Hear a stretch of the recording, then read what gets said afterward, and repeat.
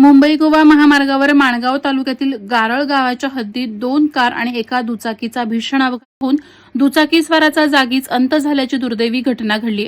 याबाबत सविस्तर माहिती अशी की शुक्रवार दिनांक 17 जानेवारी रोजी सायंकाळच्या सुमारास गारळ फाट्याजवळील नवीन हॉटेल आनंद भुवन समोर सुझुकी बलेनो क्रमांक MH46DA 1229 आणि वॅगनार क्रमांक MH08BE 7561 यांनी होंडा शाईन दुचाकी क्रमांक MH06BR 6826 हिला जोरदार धडक दिली.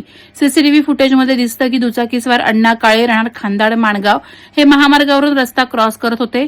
त्याचवेळी अचानक समोरून आणि बाजूने आलेल्या कारने त्यांना 2 वेळा धडक दिली. धडकेनंतर अण्णा काळे रस्त्यावर दूरपर्यंत फरफटत गेले. हा अपघात इतका भीषण होता की दुचाकीस्वाराचा जागीच अंत झाला. या अपघाताची माहिती मिळताच माणगाव पोलीस तातडीनं घटनास्थळी दाखल झाले.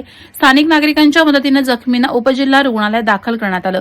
दरम्यान हा संपूर्ण अपघात घटनास्थळावरील सीसीटीव्ही कॅमेऱ्यात कैद झाला असून सीसीटीव्ही फुटेजच्या आधारे अपघाताची कारणं तपासली जात आहेत. माणगाव पोलीस या प्रकरणाचा पुढील तपास करत आहेत. वादळवारा लाईव्हसाठी प्रमोद जाधव, माणगाव. नवी मुंबई व रायगड जिल्ह्यातील ताज्या बातम्या आणि घडामोडींसाठी सबस्क्राईब करा वादळवारा लाईव्ह चॅनल आणि दाबा बेल आयकॉन.